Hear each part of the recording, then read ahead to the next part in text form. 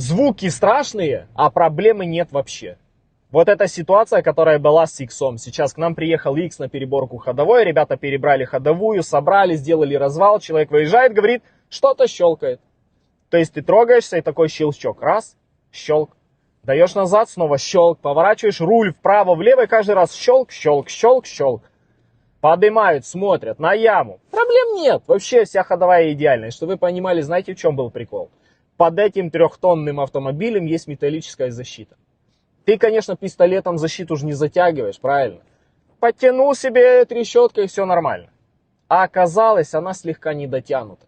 И в момент, когда была нагрузка на ходовую, постоянно, когда ты включал заднюю, переднюю, когда поворачивал, эта защита на соединениях слегка так двигалась. Щелк, щелк, щелк, щелк. Просто перетянули воротком защиту, все проблемы исчезли. А звуки были страшные. Приезжает нам клиент, говорит, у меня трещат форсунки. Мы говорим, скорее всего, что не форсунки. Давай мы снимем переднюю крышку. Снимаем переднюю крышку, и тут такая ситуация. Натяжитель полностью вышел, но при этом цепь еще бы натянулась. И насколько он везунчик, я сейчас покажу. Здесь обхват этого распредвала чуть больше. Но вот здесь буквально 30% цепь обхватывает. То есть проскочить этому распредвалу просто на изи легко. На данный момент просто ему повезло. Можете себе представить, еще чуть-чуть, и он бы проскочил. Вот что значит везение. Вот я считаю, самый счастливый чувак, которому повезло, и сейчас не придется снимать голову и менять клапана, которые бы сейчас 3 секунды все погнулись. Вы еще заливаете антифриз заправки? Тогда мы идем к вам. А нет, это вы придете к нам. Потому что когда вас закипит машина, и мы снимем головку и покажем вам вот такие раковины, как вот на этой прекрасной головочке, то вы поймете, что она не ремонтопригодная. И ее нужно поменять только на новую, либо найти на разборке что-то получше. И вы поймете, что сэкономив на антифризе, который вы взяли на заправке там за 100 лей канистру, она вам обошлась очень-очень кучеряво. Нельзя просто взять, если у вас красный антифриз, пойти на заправку, взять такой же красный и долить. Это так не работает. Иначе в скором времени вы будете у нас. И мы неплохо будем на вас зарабатывать. Из-за вашего незнания, либо из-за ваших, так скажем, нежелания знать, что нужно заливать. Поэтому иногда читайте инструкции, либо консультируйтесь у мастеров, что нужно заливать. Не просто по цвету. Цвет это вообще не показатель. Это могут быть химически 2 разных антифриза. Не нужно по цвету заливать одинаково. Читайте инструкцию. Всегда следите за уровнем масла. Если вы думаете, что в определенный момент загорится какая-то волшебная лампочка и скажет «долей масло», такого не произойдет. До 15-16 года такой функции на многих моделях вообще даже не существовало, как уровень масла. И до сих пор на некоторых бюджетных машинах нет уровня масла, есть только давление. А когда загорается давление, это, грубо говоря, уже все, привет родителям. Потому что, когда загорится давление масла, уже будут проблемы. Если даже вы решите эту проблему, будут последствия. Машина ехала с масляным голоданием. Соответственно, со временем у вас будут большие ремонты. Поэтому никогда не ленитесь хотя бы раз в недельку открыть капот, вытянуть щуп и посмотреть, а есть ли там вообще нужный уровень масла. И тогда вы минимизируете последствия, после которых вы будете плакать и говорить «моя машина дерьмовая».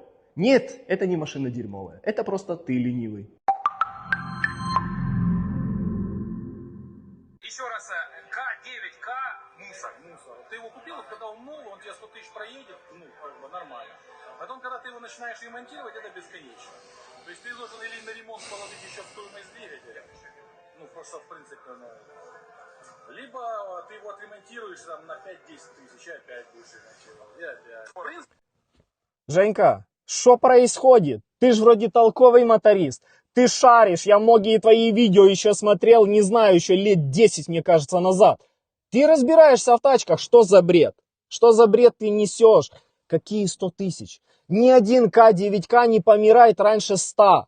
Даже самые первые модели К9К, у которых была система Delphi, смело ехали 300, если вовремя менять вкладыши и вообще обслуживать ее. Форсунки у них помирают на 300, более-менее, делфовские. А с тех пор как бы К9К прошло куча модернизаций. Они уже Евро-6, прикинь.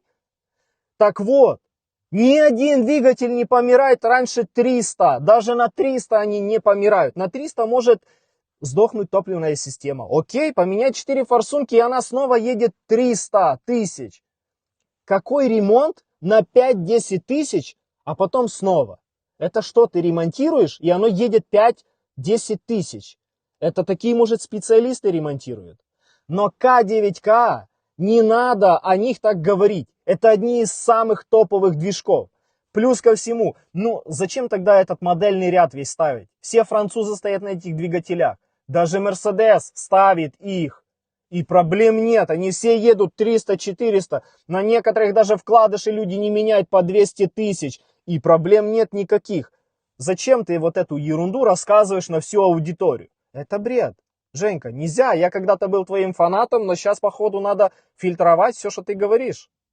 Все бельские недоброжелатели и конкуренты можете начинать нам завидовать, хотя какие вы нам конкуренты, если мы в своем деле лучшие.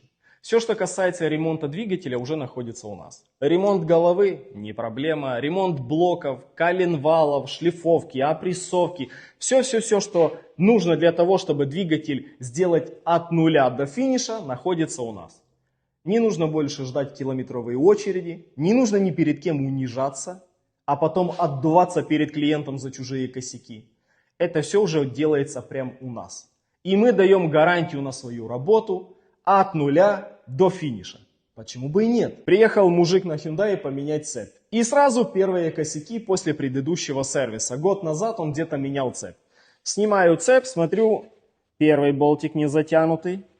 Здесь болтик от руки вообще крутится. Вот здесь тоже. Вот видно, как от руки крутится. Плюс ко всему, натяжитель полностью вышел. Кстати, тип натяжителя очень плохой. Нет ни стопора, ничего. Он хочет, заходит полностью, хочет, выходит полностью. Мы даже для того, чтобы более-менее оживить какую-то деревенскую машину, которая вот ездит там по бездорожью, мы ставили сюда металлическую втулку, которая натяжение держала, но не позволяла играть. И какое-то время человек еще катался. Но в данном случае, конечно, мы поменяем новый ремкомплект. Но дело в том, что вот некачественная цепь отъехала ровно год. Ровно год, натяжитель вышел, цепь начала... Когда нужно переходить на другое масло? Этот вопрос уже просто вот здесь, вот просто вот здесь. Если вы заливали 5В30, нет такого момента, в который, опа, надо заливать 10В40. Нету, его не существует. Это все вымышленные фантазии каких-то больных мотористов. Если вас машина не беспокоит. Если она не жрет от замены до замены больше литра. Если нет посторонних звуков. Если не слышно гидрокомпенсаторов. Если у вас не моргает давление масла. Если все отлично, все хорошо. Даже если у вас пробег 500 000, не нужно переходить ни на какое другое масло. Твоей машине нравится 5В30? Лей 5В30. Просто меняй его вовремя. Меняй его на 7000, у тебя проблем не будет. Не будет. То есть, если тебя не беспокоит, не нужно мешать машине работать. Что заливал, то продолжай заливать. И все, точка. Видео для тех, у кого автомобиль с коробкой автомат. Если вдруг тебе захочется поменять масло в коробке, ты должен запомнить одну единственную вещь.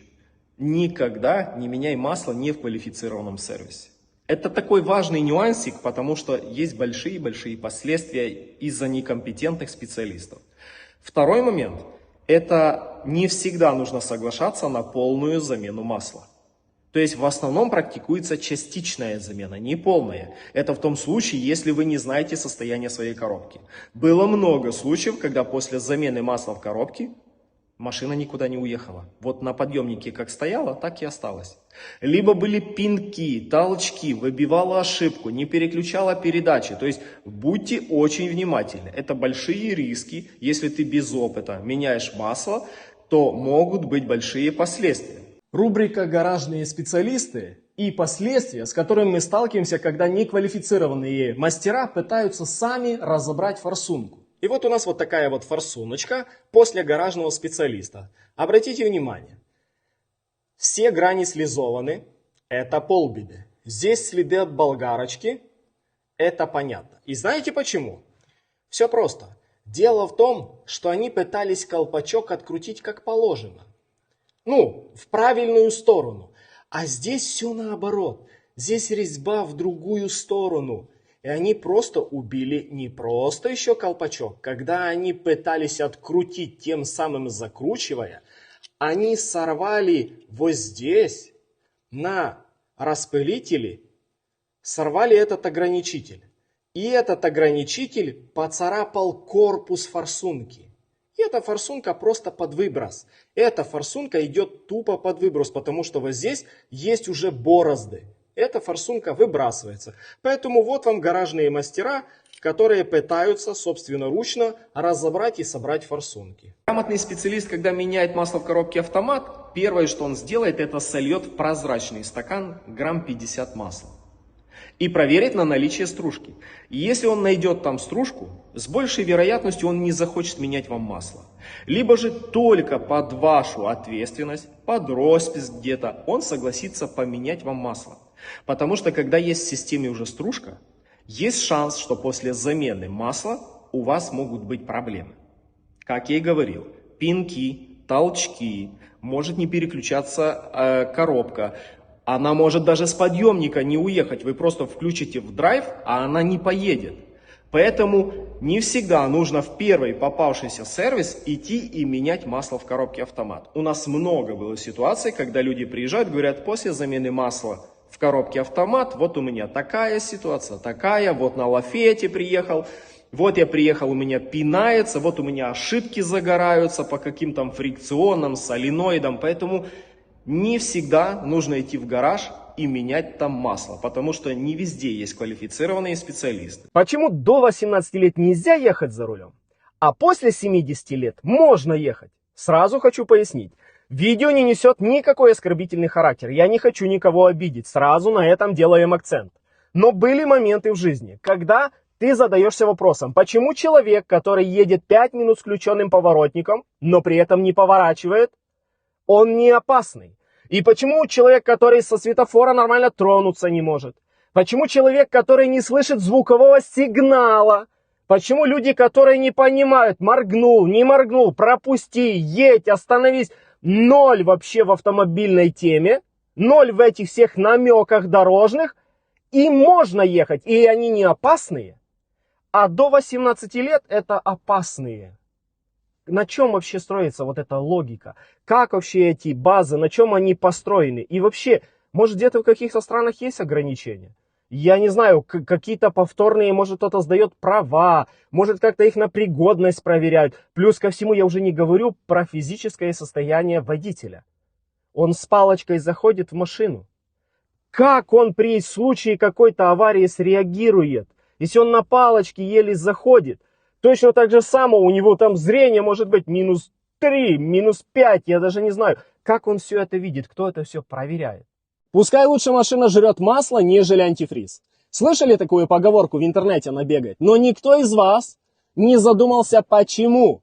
Почему лучше, чтобы машина жрала масло, нежели антифриз, да? Ну, по логике, как бы масло типа дорогое, чтобы постоянно подливать. Антифриз, что можно вообще водички подливать, и ничего страшного. Так вот, кто не шарит, расскажу. Масло вы можете подливать годами. Просто реально годами. Вы можете сначала подливать пол-литра, литр, 1,5, 2. Это все может длиться годами, и машина будет работать. Двигатель будет функционировать так, как положено. С антифризом же все наоборот. Если у вас уходит антифриз, в один прекрасный момент у вас произойдет гидроудар. А именно, что произойдет? В камеру сгорания попадет больше, чем нужно антифриза. Соответственно, жидкость у нас не сжимается. И когда будет такт сжатия, у вас произойдет гидроудар. Соответственно, погнутся шатуны, и вы попадете на капитальный ремонт двигателя. Поэтому все перекупщики, прям вот, лучше пускай масло. Лучше подливать масло, нежели когда уходит антифриз. Для них это просто вот страшное. Страшное самое, что может произойти, это когда уходит антифриз, и они не могут понять куда. Скорее всего, вовнутрь. Вот это худшее, что может быть. Алло, малая, будешь ехать домой? Kупи ведро 3-литровое, пожалуйста.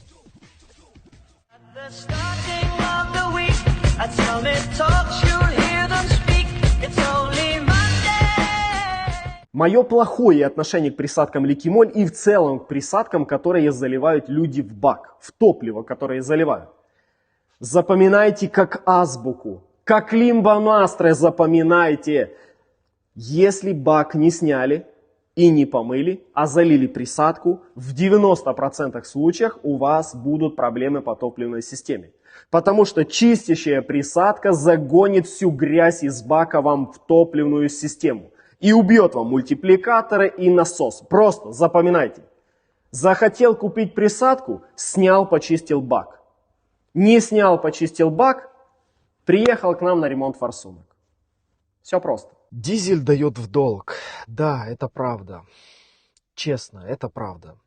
Экономия, вот это единственный плюс дизеля, мне кажется. Вот, ну, если просто вот так разобраться. Ну, смотрите, ни одного спортбайка, ни одного спорткара нету дизельного. Ну, в целом. То есть, получается, ну, это не случайность. И вообще, дизель, он громкий, он большой, он огромный, на нем куча ненужного оборудования. Вы уже все это прекрасно знаете, что на дизеле 50% навесного оборудования для того, чтобы минимизировать выхлопные газы дизеля.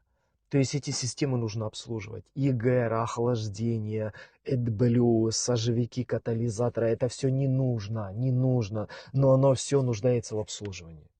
И дизель дает в долг. Да, тут я согласен полностью. Дизель дает в долг. Но потом он все бабки заберет. По-любому, как ни крути. Да, есть люди, которые извращаются, вылавливают окошко, тайминги, в которые можно их продать. Но рано или поздно ты встрянешь. И ты отдашь все, что ты сэкономил, накопил. И в принципе ты поймешь, что не такой он и экономный. Сегодня я узнал, что такое настоящая боль БМВшника. Сейчас я вам покажу. Это у нас BMW X6 с такой проблемой. Человек приехал и насос ТНВД погнал стружку. Погнал стружку. Знаете, о чем это говорит? 6 форсунок под замену, насос ТНВД под замену, рампа чистится, моется, регуляторы давления, все меняется, бак снимается, магистрали продуваются. Самое интересное. Одна форсунка 6000. И насос по самой дерьмовой фирме стоит 24 тысячи. По Бошу вообще 30-ку, по оригиналу 40. То есть по итогу мы приблизительно посчитали, чтобы восстановить топливную систему на X5 3-литровом, цена 100 тысяч лей. Это 5000 евро. 5000 евро. Пацаны такие сидят и говорят: идем банк грабить. Кстати, нюанс. Чтобы снять этот насос, нужно снять коробку.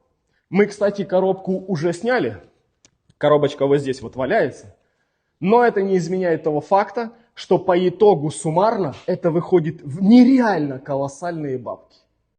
К нам приехала машина с такой проблемой. Разлетелся подшипник на вторичном валу. Когда подшипник разлетается на вторичном валу, поскольку он конусный в сторону коробки, то разбивает кожух коробки. Почему мы не варим вообще силовые агрегаты? Потому что ты никогда адекватно не сможешь угадать. Здесь у тебя будет вращаться маховик с корзиной. Тебе нужно вымерять нужный зазор. Изнутри у тебя первичный вал и подшипник. Тебе тоже нужно вымерять нужный зазор. То есть нет смысла заморачиваться. Поэтому под замену пойдет, скорее всего, либо кожух коробки другой, либо в целом будет искаться другая контрактная бэушная коробка. Поэтому вот такие варианты мы не рекомендуем никому варить, и в целом и мы не варим их. То, что я сейчас покажу, не понравится многим. То есть ты, покупая оригинальное масло, ты думаешь, ты покупаешь масло оригинальное? Смотри, Honda. Оригинальная канистра, металлическая, с пломбой. Видишь, здесь пломба стоит, не сорванная пломба. Здесь внутри оригинальное масло. Но есть один нюанс. Берем отверточку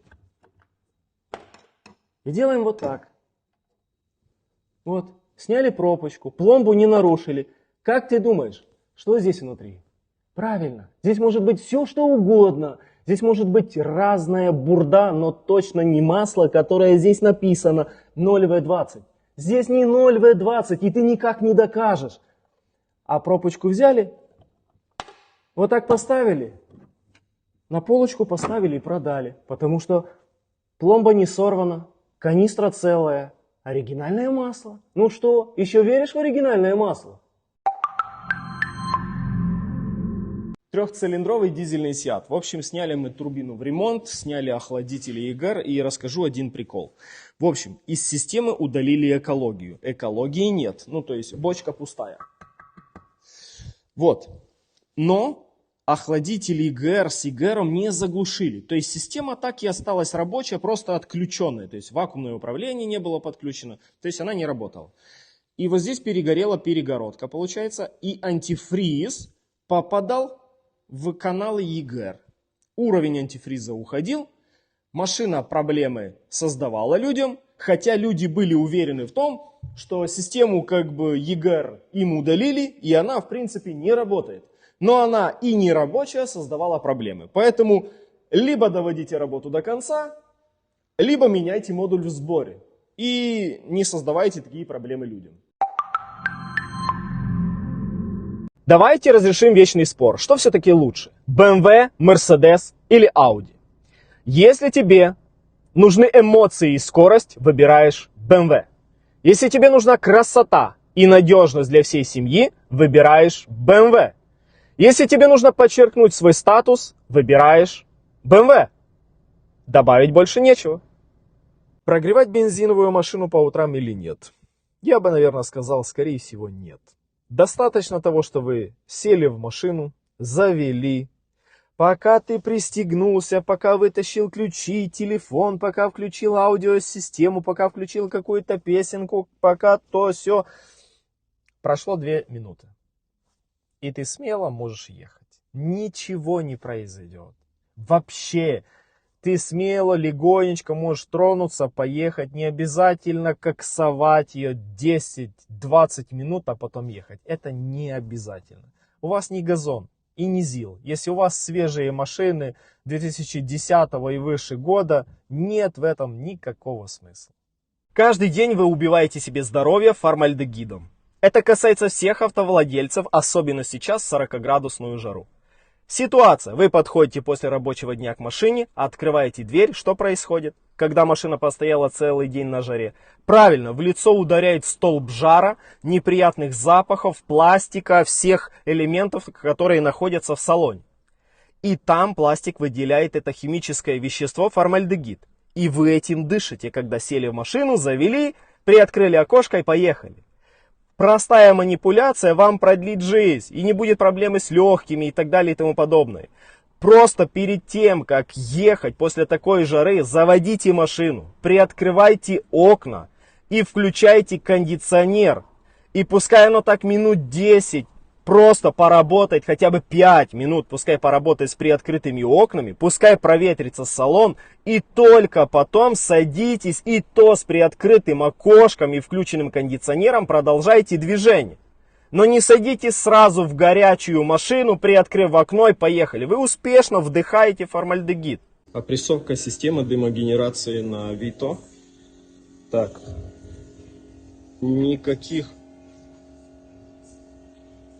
посторонних утечек по системе нету, особенно на 4-м цилиндре, где была жалоба, там все герметично. Но перепаковать форсунку обязательно нужно, потому что там прогоревшая шайба, либо колпачок. Уже будет видно только при снятии форсунки. А так система герметичная. Volkswagen 1.6 дизель. Почему я рекомендую менять вот этот модуль в сборе? Цена этому модулю стоит 2500 лей, ну максимум, в Молдавии. Чтобы поменять его, так же само цена будет стоить около 2500, потому что нужно снять балку, потому что нужно снять катализатор, иногда даже нужно открутить привод. Видите, там уже стоит новый. Так вот, если вы вдруг когда-то согласитесь его почистить, это 50 на 50. Если не поможет, вы снова заплатите стоимость этого модуля за работу и все равно в итоге поменяете. Поэтому его никогда не целесообразно чистить, его всегда нужно менять. Плюс ко всему, даже снимая его, будут какие-то непредвиденные расходы. Например, как вот здесь. 2 болтика под замену, соединитель глушителя под замену, поэтому никогда не экономьте. Если есть ошибка по этому модулю, просто скинули, установили новый один раз и забыли. 3 причины, почему помирает турбина. Первая причина, самая недооцененная, это воздушный фильтр. Турбина дышит, берет воздух через воздушный фильтр. Если он мертвый, через него начинают попадать песчинки, грязь, турбина подыхает. Фильтр воздушный, это очень важно. Второе, так как турбина смазывается давлением масла, важно давление. Даже не так важно качество масла, как давление. Всегда должно быть хорошее давление. Если давление в системе есть, турбина охлаждается, нету перегрева. И третья проблема, из-за которой помирает турбина, это система экологии. А именно, клапан ЕГР, ДПФ, соживик, катализатор. Вся экология способствует тому, что турбина помирает, поскольку она повторно загоняет вам в турбину отработавшие газы и всякие отложения, которые уже сгорели один раз в двигателе. Поэтому на длинную дистанцию, кто избавляется от экологии, у тех турбина служит дольше. Дизельная Toyota хорошая машина или нет? А девушка-блондинка хорошая женщина или нет? Как можно ответить на этот вопрос? Ну как? Вы не удосужились даже написать ни год, ни марку, ни кубатуру, ни пробег, ничего. Как можно, основываясь просто на марке, сказать, машина хорошая или нет? Ты же, когда идешь к врачу, он что, смотрит на тебя и говорит, все, радикулит, понятно. Или ты идешь, сдаешь 150 анализов, МРТ, проверки и так далее и тому подобное, и ты определяешь, что это, хороший ты, нехороший, живой, неживой, здоровый, нездоровый. Как можно просто вот так вот писать в личку, это очень часто, уже просто накипело. Очень много сообщений в личку, где человек пишет, дизельная BMW хорошая? Бензиновый Мерседес хороший? Рено хорошая? Рено бензиновая, Рено дизельная хорошая машина или нет? Как на эти вопросы вам отвечать? Я просто начну так же само глупо отвечать. Да, хорошая, да, плохая, нет, хорошая, нет, плохая. Просто буду рандомно писать. Это неправильно. Сформулируйте вопрос, напишите, и вам точно так же адекватно, нормально ответят. Короче, пацаны, я встретился с неизвестным лайфхаком. Мужик под капотом держит ключ от машины. Смотрите. Ключик на проволочке под капотом. Кто знает, в чем прикол, потому что я не выкупил этого лайфхака вообще никак. Парень, девушка, я не знаю, кто хозяин этой машины, но если ты увидишь это видео, напиши, потому что у тебя очень прикольная, необычная тачка. Я бы хотел ее показать своим подписчикам, поэтому кто знает, либо имеет какие-то связи и знает, что это за человек, сделайте максимальный репост, и мы покажем эту машину, сделаем маленький на нее обзор. Покупая дизельный автомобиль, берите с собой специалиста. Не вот этого вот кума своего, не вот этого брата, у которого всего-навсего была одна машина в жизни, он шарит в ней, прям шарит, разбирается. А берите специалиста, который разбирается в дизельных машинах. Чтобы не тот, который откручивает заливную горловину, а там эмульсия, он говорит, все, двигатель дохлый.